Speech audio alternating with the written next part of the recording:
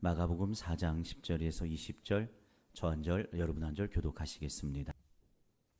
예수께서 홀로 계실 때에 함께한 사람들이 12 제자와 더불어 그 비유들에 대하여 물으니,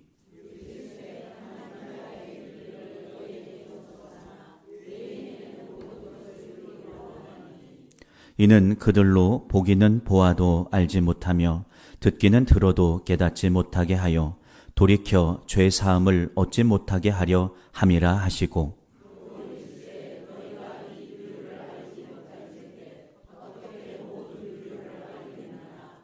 뿌리는 자는 말씀을 뿌리는 것이라.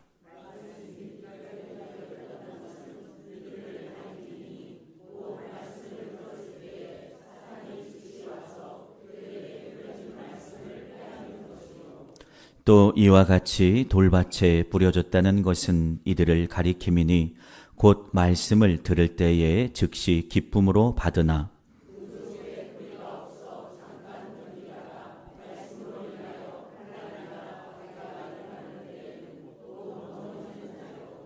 또 어떤 이는 가시떨기에 뿌려진 자니 이들은 말씀을 듣기는 하되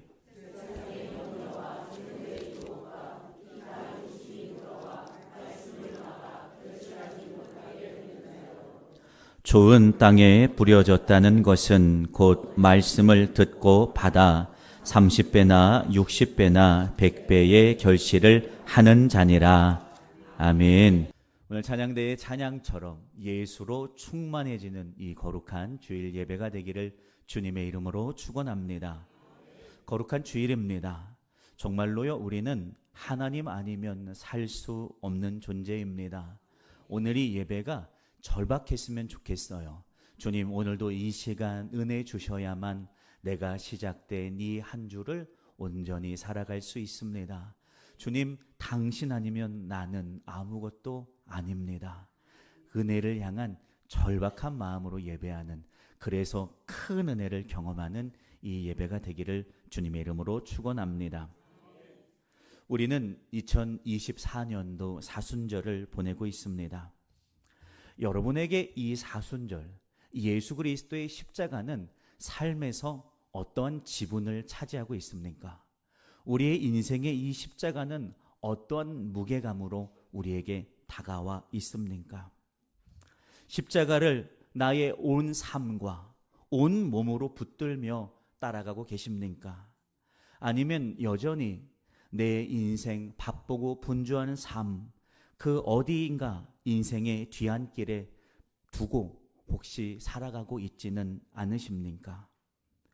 이 복된 사순절이 우리의 온 삶이 십자가로 가까이 나아가는 사순절이 되기를 주님의 이름으로 축원합니다. 주님의 세미한 음성이 들리는 그 십자가 앞에 서시길 바랍니다. 우리를 오늘도 다시 살게 하는 그 그리스도의 보혈이 우리의 마음과 우리의 생각과 우리의 삶의 습관에 부어지는 그곳에 설 수 있기를 주님의 이름으로 축원합니다. 이 사순절 우리의 온 몸으로 십자가를 끌어안기를 바랍니다.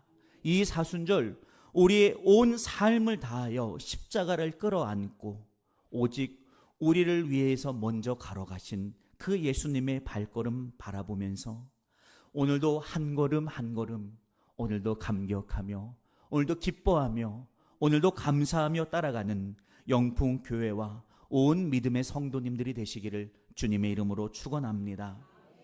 여러분, 그러면요, 새로운 은혜를 주실 것입니다. 그리스도의 보혈이 나의 삶에 흐를 때 그것이 능력으로 바뀌어지고 그것이 권세로 바뀌어지는 기적 같은 은혜를 경험하게 될 것입니다.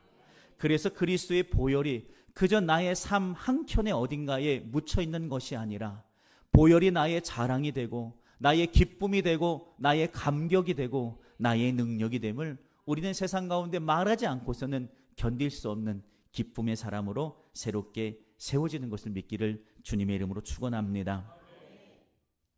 오늘 본문은 씨 뿌리는 자의 비유입니다. 씨 뿌리는 자의 비유는 누군가에게는 감추어져 있습니다. 주님이 의도적으로 이 비유를 누군가에게 감추어 놓은 것이 아닙니다. 일부러 은폐시킨 것이 아니라 이스라엘의 백성의 마음이 굳어져서 더 이상 구원과 회복의 말씀을 받게 되지 않은 상태가 된 거예요. 그들의 마음과 생각이 굳어져 있으니, 다른 곳을 향해 매여 있으니 그들에게 하나님의 말씀이 감추어진 것과 같이 됐습니다. 그러나 이 씨 뿌린 자의 비유는요, 누군가에게 활짝 열리는 비유입니다. 오늘도 그분의 말씀을 청종하는 자에게, 오늘도 주님의 말씀 아니면 살아갈 수 없는 절박함 가지고 청종하는 자에게 활짝 열려지게 하려는 의도를 가지고 쓰여진 복음인 것을 믿기를 축원합니다. 복음은 우리의 인생에 결코 은폐되거나 봉쇄되는 것이 아닙니다. 듣는 자에 따라서 이 복음은요, 천국의 삶의 회복의 능력이 되기도 합니다. 그러나 듣는 자의 자세에 따라서 숨겨진 심판의 것이 되기도 합니다. 오늘 나오는 네 가지 땅의 비유는 각각 신앙인이 예수 바라보면서 걸어가며 경험하는 다른 케이스들에 대해서 이야기하고 있습니다. 오늘 우리의 영적 상태라고 볼 수도 있습니다. 다양한 케이스 가운데 우리가 분명히 기억해야 할 것은, 오늘 나의 상태가 길과 같은 상태, 가시덤불 같은 상태라고 해서 계속 그러는 것은 아니다라는 사실을 기억하십시오. 또한 오늘 나의 신앙의 상태가 옥토 같은 상태일지라도 이것이 반드시 계속되리라는 법은 없다라는 사실, 우리가 반드시 기억해야 합니다. 오늘도 오직 우리는요, 새롭게 성령을 통해 일하시는 하나님 앞에 내어드림과 신뢰의 순종을 통해 우리 안에 새롭게 기경하시는 하나님께 서 있는 우리만 되기를 주님의 이름으로 축원합니다. 그러니 오늘도 이 말씀 앞에 듣는 마음으로 서기를 축복합니다. 말씀하신 하나님 앞에 오랫동안 내가 견지해오던 나의 삶의 터와 방식을 능히 내가 하나님 앞에서 무너뜨리겠습니다. 그 마음으로 하나님의 말씀을 청종하는 자세로 서기를 주님의 이름으로 축원합니다. 그래서 이 시간 말씀이 들려질 때 우리의 나의 나됨이 깨어지고 내 안에 예수 그리스도가 회복되어지는 기적같은 은혜의 예배가 되기를 주님의 이름으로 축원합니다. 첫 번째 케이스는 15절에 말하고 있습니다. 말씀이 길가에 뿌려졌습니다. 말씀이 길가에 뿌려졌다는 것은 15절 읽습니다. 이들을 가리킴이니 곧 말씀을 들었을 때에 사탄이 즉시 와서 그들에게 뿌려진 말씀을 빼앗는 것이다 라고 말하고 있습니다. 이 케이스는요, 말씀을 내 삶의 중심으로 받아들이지 않습니다. 예수 그리스도와 십자가의 복음이요, 오늘 내 삶의 잣대와 기준과 중심이 아닙니다. 내 중심은요, 나입니다. 내 자아가 내 중심에 자리하고 있어요. 주님의 말씀은요, 내 안에 내 중심으로 침투해 올 수 없어요. 왜냐하면 내 생각, 내 계획, 내 뜻, 내 삶의 패러다임이 나의 삶의 중심에 강하게 자리하고 있어요. 주의 말씀은 어디까지나 내 중심에 있는 나를 돕는, 행복하게 하는 그런 것으로 치부하는 자세입니다. 뭔가 내 인생에 도움이 될 것 같으면 순종합니다. 그러나 도움도 안 될 것 같고 뭔가 내가 희생만 필요한 것 같다면 그저 방임해버리기 일쑤입니다. 내 중심이 나로 가득 차 있는 그런 심령의 밭에 아무리 말씀의 씨앗이 뿌려진들 심어질 수 없어요. 왜냐하면 내 안에 이미 나의 자아가, 나의 삶의 방식이 가득 채워져 있기 때문입니다. 말씀이 심어지지 않으면요, 당연히 싹이 날 수 없어요. 거기에서 열매는요, 절대로 기대할 수 없습니다. 또한 말씀이 내 안에 심어지지 않고 그저 말씀으로 그대로 머물러 있어요. 그러니까 사단이 와서 즉시 그 말씀을 집어갑니다. 놓쳐요. 수없이 말씀이 우리에게 부어지고 있음에도 불구하고 내 자아는 요지부동합니다. 나를 바꿀 마음이 없어요. 말씀 앞에 나를 내어 던질 생각이 없어요. 내 안에 꽉 들어차 있는 내 자아를 놓을 생각이 없어요. 그러니 말씀이 내 안에 계속해서 부어진들 나는 요지부동하지 않고 튕겨쳐 내 삶의 주변부로 말씀이 떨어지니 사탄은 이것을 빼앗아 갑니다. 사탄의 입장에서 보니 빼앗아 가는 거지 우리 입장에서 보면 뺏기는 거예요. 내가 내 중심으로 받지 않으니까 뺏깁니다. 마치 말씀이 내 안에 소중하지 않아요. 중요하지 않은 물건 아무 내다 두듯이 탁 던져버려요. 그러면 나도 모르는 사이에 이 말씀을 잃어버려요. 여러분, 하나님의 말씀은요, 오늘 내 영혼의 생명을 살게 하느냐 또는 죽게 하느냐, 그 강력한 기로에 이 말씀이 우리에게 부어져 있는 거예요. 우리가 감기 걸리면 병원 가서 감기약 처방받아요. 그러면 좀 심할 때는 잘 먹다가 좀 괜찮아진다 싶으면은 그냥 잊어버리고 안 먹고 그냥 한쪽에 치워둡니다. 왜냐하면 내가 그저 감기 정도로 생각하는 감기약 정도는 그래요. 그러나 내가 중한 병에 걸렸어요. 내가 밥 먹고 이 약을 먹지 않으면 당장의 나의 신상에 문제가 생긴다고 생각해 보십시오. 여러분, 그 약은 내가 항상 손에 닿을 수 있는 곳에 놓고요. 이 약을 먹는 것을 반드시 기억하고 때로는 타이머를 맞춰서 꼭꼭 먹을 겁니다. 왜냐하면 내 생명을 좌우하기 때문에 그렇습니다. 말씀이 그래요. 오늘 내가 그저 감기약 정도로 치부해서 아이 괜찮아지겠지 뭐 하고선 삶의 인생의 주변부로 던져놓는 것이 아니에요. 내가 꼭 먹어야 하는 것, 꼭 내 삶에 붙들어야 하는 것이 이 말씀인 것을 믿기를 주님의 이름으로 축원합니다. 그래서 말씀은 듣는 게 아닙니다. 나의 온 삶으로 붙드는 게 말씀입니다. 나의 온 마음으로 붙들어야 하는 것이 말씀입니다. 내 안에 들어가지 않지만 내가 온 삶과 힘을 기울여서 나의 중심으로, 인생의 중심으로 밀어 넣어야 하는 것이 말씀인 것을 믿기를 축원합니다. 그래야 우리는 죽지 않습니다. 여러분, 말씀의 그 중요함을 다시 붙드는 우리 모두가 되기를 주님의 이름으로 축원합니다. 두 번째 심령의 케이스가 등장합니다. 16절과 17절입니다. 또 이와 같이 돌밭에 뿌려졌다는 것은 이들을 가리킴이니 곧 말씀을 들을 때에 즉시 기쁨으로 받으나 그 속에 뿌리가 없어 잠깐 견디다가 말씀으로 인하여 환난이나 박해가 일어나는 때에는 곧 넘어지는 자다라고 말하고 있습니다. 우리가 인생을 살다 보면요, 내 인생에 찾아오리라라고 한 번도 상상조차 하지 않았던 일들이 하필 그때 전혀 예상하지 못한 때에 우리의 인생에 찾아오는 것과 우리는 마주하게 될 때가 얼마나 많은지 모릅니다.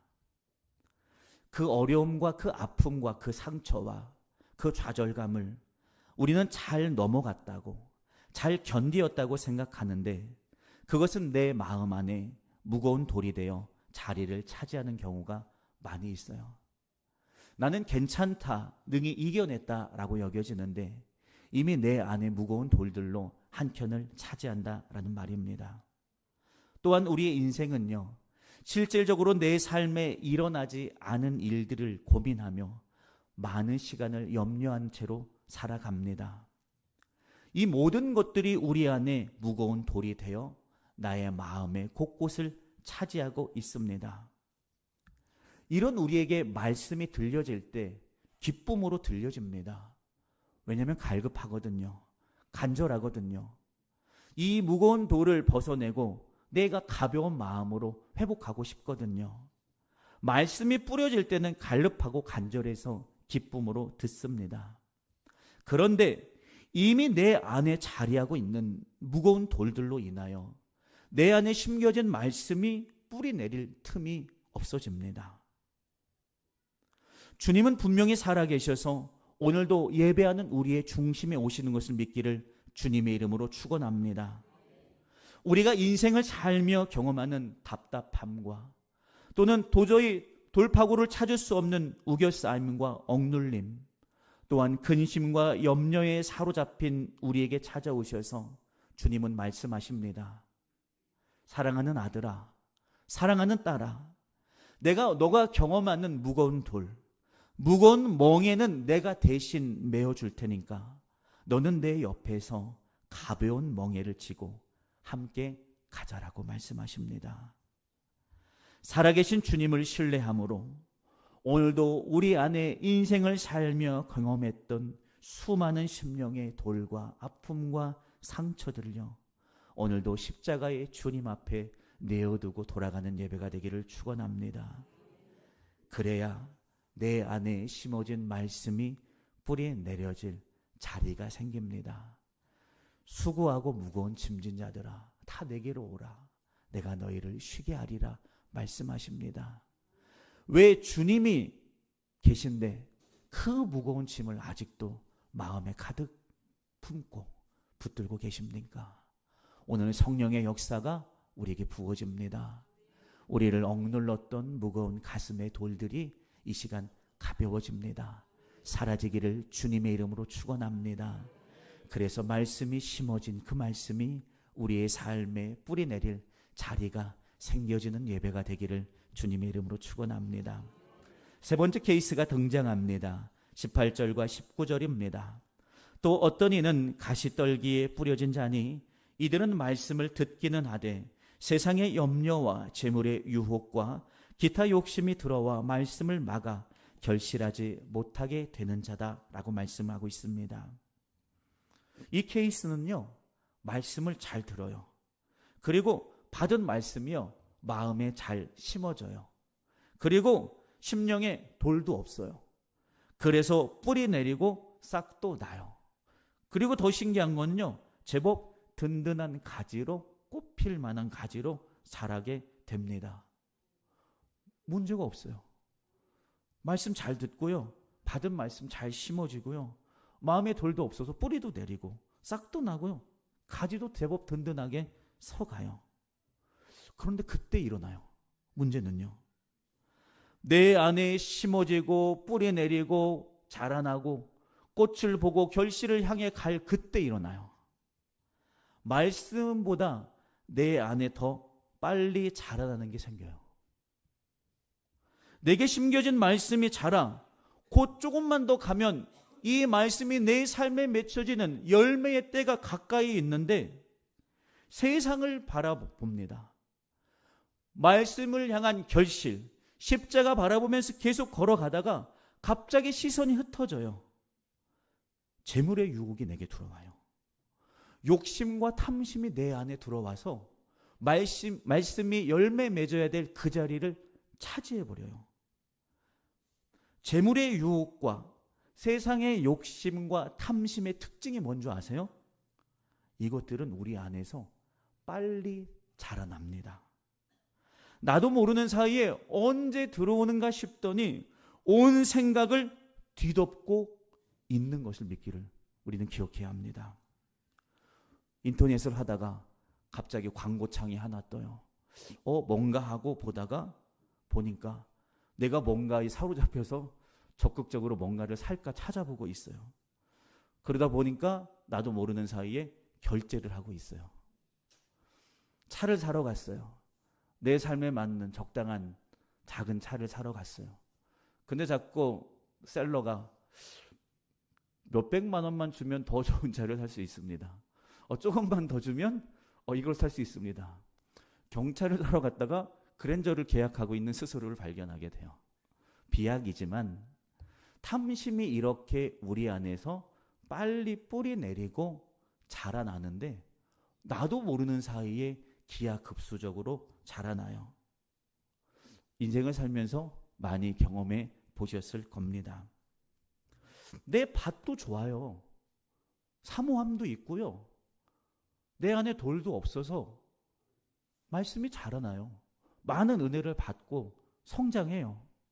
그런데 꼭 결실 앞에서 내 안에 말씀보다 더 자라는 세상의 재물과 유혹과 욕심과 탐심이 꼭 그 재물의 때 바로 앞에서 우리를 맞게 됩니다. 열매 앞에서 꼭 넘어져요. 열매 앞에서 꼭 포기되어져요. 돌은요, 골라내면 돼요. 골라서 내가 십자가 앞에 내려놓으면 돼요. 그런데 가시는요, 자르면 돼요. 나를 뒤덮는 세상 욕심과 탐심은요, 잘라내면 그만입니다.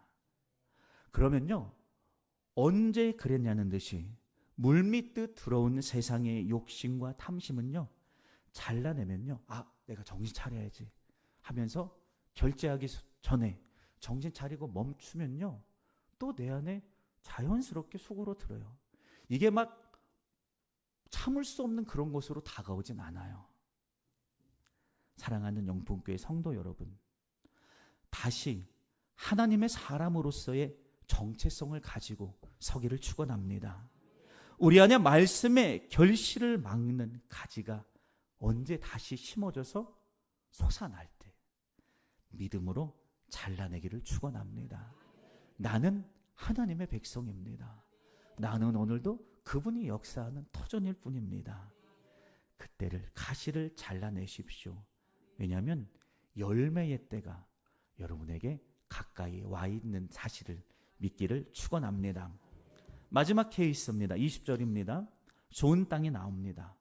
좋은 땅에 뿌려졌다는 것은 곧 말씀을 듣고 받아 30배나 60배나 100배의 결실을 하는 잔이다 라고 말씀하고 있습니다.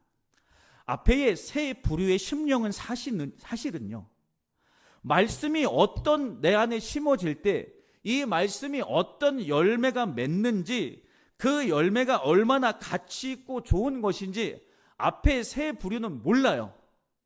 왜냐하면 이 말씀이 심어지고 이 말씀이 내 안에서 인내와 믿음과 기다림으로 자라나서 열매를 봐야지 그 열매가 얼마나 가치 있는지를 알게 되잖아요. 그런데 열매를 맺기 전에 늘 죽어요. 늘 시들어버리고요. 늘 사라져요. 그러면 이 열매가 얼마나 가치 있는지, 가치 있었는지 우리가 몰라요. 열매를 보지 않고서는, 내가 그것을 거두어 보지 않고서는 이 열매가 가진 가치를 알 수 없어요. 너무나도 안타까워요. 열매를 맺고 그것을 경험해 보기 전에는 결코 말씀이 내 안에 심어지고 자라고 열매 맺음이 얼마나 가치 있는지 도무지 알 수 없어요. 말씀의 능력을 안다고 섣불리 우리는 말하지 않아야 해요. 이것이 내 삶에 온전히 심어지고 인내와 믿음을 가지고 결실되어짐을 경험해 봐야 이 말씀이 이런 능력이 있는 거구나라는 것을 비로소 알게 돼요. 우리는 반드시 기경해야 합니다. 나의 인생의 심령의 돌을 골라내고 가시를 잘라내고 나의 온몸으로 애써 놓치지 않으려고 그 말씀을 붙들어야 합니다. 그래야 비로소 이 말씀이 내 안에 자라서 열매 맺어질 때 그 열매가 내 삶을 붙들고 인도하게 되며 나를 흘러 넘쳐 세상에 흘러가서 많은 영혼을 살리고도 남음이 있는 가치가 있고 능력이 있다는 것을 우리는 발견하게 돼요. 주님은 분명히 말씀하십니다. 자라나 열매 맺는 말씀은요, 최소 30배, 60배, 100배의 가치를 갖게 된다고 말씀하십니다. 신앙생활은요, 심고 거두는 거예요. 이게 신앙생활이에요. 그저 날마다 심기만 해요. 멋지게 싹이 나고 자라나네, 꽃도 피네. 근데 거기서 멈춰지면 이건 농사가 아니죠. 우리가 농사를 하는 이유가 뭡니까? 가을에 거두려고, 내가 심은 것에 합당한 소출을 얻으려고 우리는 기대와 소망 가운데 봄에 이제 조금 있으면 여기도 열심히 심으실 텐데 파종하는 거예요. 심어지기만 하고 거둠의 때가 우리 인생에 찾아오지 않는 것은, 그거는 농사가 아니죠. 그냥 취미생활한 거예요. 농사가 아니에요. 그와 마찬가지입니다. 우리의 삶에 늘 말씀이 뿌려지기만 하는데 내 안에 열매가 없다는 것을, 우리 이것을 온전한 신앙생활이라고 말할 수 있을까요? 우리는 그저 보고 맛만 보고 좋겠다라고 하는 것이 될 수밖에 없습니다. 결론의 말씀을 드립니다. 지금은 사순절입니다. 그리스도와 그 보혈의 강물이 죄로 인하여 죽을 수밖에 없는 저와 우리 모두의 인생에 심어진 것을 믿기를 축원합니다. 우리의 삶에요, 십자가와 그 보혈의 강물이요, 오늘 저와 여러분의 심장에 심어진 것을 믿기를 바랍니다. 그래서 우리가 열매를 얻었어요. 나음을 얻었단 말입니다. 회복을 얻었단 말입니다. 구원을 받았다는 말입니다. 이 십자가는 오늘 우리의 인생 앞에 놓여 있어요. 버려두고 외면하며 갈 겁니까? 아니면 주님이 나를 위해 십자가 지실 때 그러했듯이 그의 온 삶과 온 육체와 온 힘을 다해 끌어안고 당신이 십자가 지시는 곳으로 걸어갈 것입니까? 사순절이에요. 다른 감정들, 상황들 우리 안에 십자가 뒤로 할 수 있기를 바랍니다. 주님이 주셨던 십자가 붙들고 우리의 삶으로 나가기를 바랍니다. 그분의 순종을 우리의 삶에 심으십시오. 그분이 하나님을 신뢰함으로 그의 온 삶을 던졌던 그분의 투신의 신뢰와 믿음을 오늘 우리의 삶에 나가셔서 여러분의 삶에 십자가를 심기를 주님의 이름으로 축원합니다. 그분의 순종을 심으십시오. 이 사순절 그분이 신뢰로 당신의 온 삶을 내어던졌던 그 내어던짐을 우리의 삶으로 돌아가셔서 각각 삶에 심기를 축원합니다. 그래야 비로소 십자가가 나의 삶에 얼마나 능력 있고 효력 있는지, 그분의 권세가 얼마나 큰지, 구원하는 그분의 구원하심이 얼마나 내게 감격인지 우리는 비로소 경험하게 될 것입니다. 심고 거두는 사순절이 되기를 축원합니다. 거둠의 법칙은 최소한이 30배, 60배, 100배랍니다. 이 사순절 나의 삶의 십자가를 심는 겁니다. 그럴 때 기적 같은 신앙의 회복이, 내가 처음 주님을 만나 흘렸던 그 뜨거운 눈물이 이 세대의 우리의 눈물과 우리의 심장에 다시 회복되어지는, 행복한 신앙이 다시 회복되어지는 우리 영풍교회와 온 믿음의 성도님들이 다 되시기를 주님의 이름으로 축원합니다. 기도하겠습니다. 주님 감사합니다. 오늘도 우리는 믿음으로 나와 주님의 십자가를 온 삶과 온 몸으로 붙듭니다. 믿음으로 걸어갑니다. 나의 삶의 곳곳에 이 사순절 십자가에서 보여주셨던 주님의 순종을, 하나님을 신뢰함으로 죽기까지 내어 맡겼던 그분의 드림을 우리의 삶 속에서 심으며 걸어가기를 원하오니, 하나님, 삶의 곳곳에 십자가가 심어질 때에 삶의 곳곳에 하나님의 역사하심이, 인도하심이, 일하심이 있는 복된 영풍교회와 온 믿음의 성도들의 삶이 되게 하옵소서. 같이 하신 은혜 감사하며 거룩하신 예수님의 이름으로 축복하며 기도드렸습니다. 아멘.